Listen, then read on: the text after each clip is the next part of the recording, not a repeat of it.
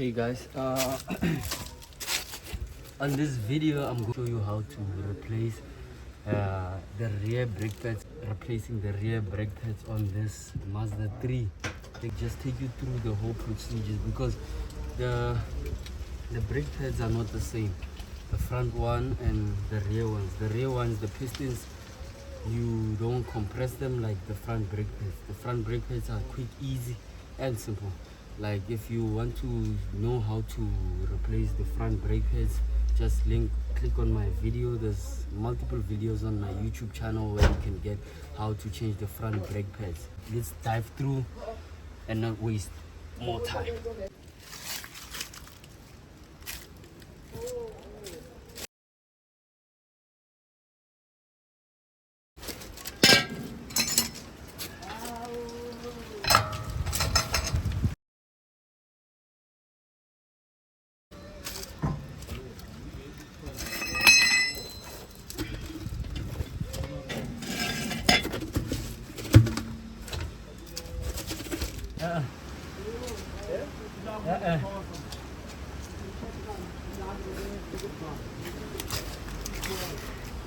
Okay, first things first, you're gonna need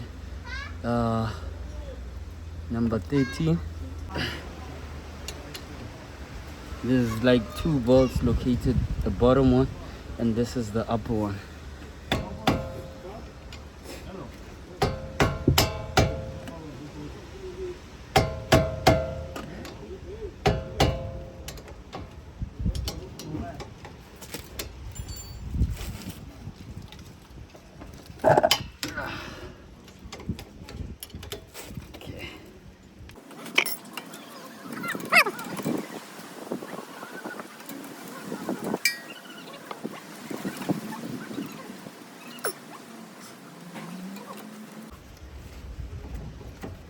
Okay, well, you can see there's a lot going on here.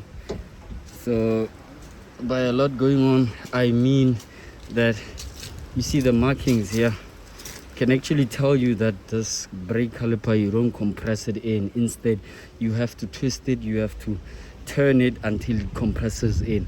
That's the main difference between the front and the rear brake pads. There's certain special tools that you can use, but I'm not gonna use any special tool here. I'm going to use the splines.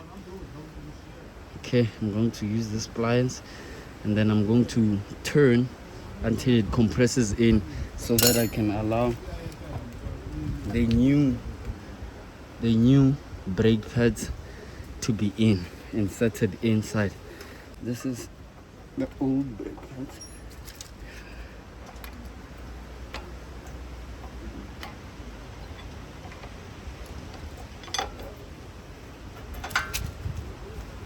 These are the old brake pads. They've worn out, not bad actually, but we will put them side to side in comparison so that you guys can see. That's the difference.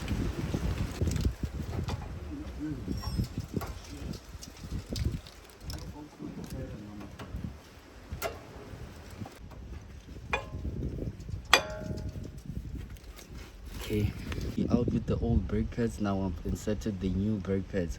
So what's left to do is to compress this piston right here so that it can allow the new brake pads to actually be compressed and fit.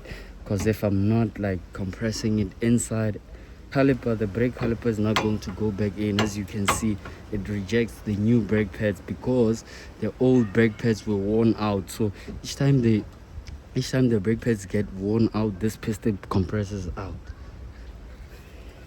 So I'm gonna show you quickly on how we do that. That's the closest I can get. So let me just show you how you compress the rear piston inside. So you see, it's turning. It's very hard to compress it, but I have to make sure it compresses in so that I can quickly fit it back on the new brake pads.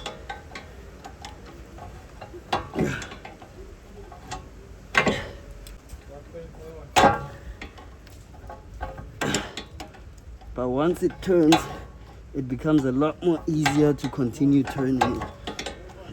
Okay, so now that I've turned it, let's try to fit the brake caliper on the new brake pads and see if they actually fit. I don't know how many times I turned it. I cannot specify how many times to turn it. So it's just trial and error situation. Okay, now that we've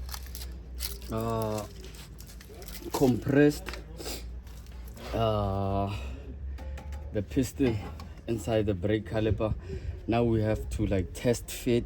This is like the second test fit. Okay, you see now it goes in nicely. See, it goes in nicely. What's left for it is to just put the bolts in, put back the 13mm bolts in, and then we fasten them tight, and then just like that, that's how you excuse me, it's how you fit in, or that's how you replace the rear brake pads for Mazda 3. And it's not only for the Mazda 3. There's a number of vehicles that use the same procedure, and you can get special tools for that if you don't want to harden your labor when replacing this rear brake pads, because it's a tough job. That's why replacing rear brake pads at certain auto shops that have special tools is very expensive. And then the front ones, they're actually quite cheaper to replace, but the rear ones, they're expensive to replace. But this is a done deal, and then what's left for me is to just put back the rear wheel, and then I'm done. So thank you guys for watching my video.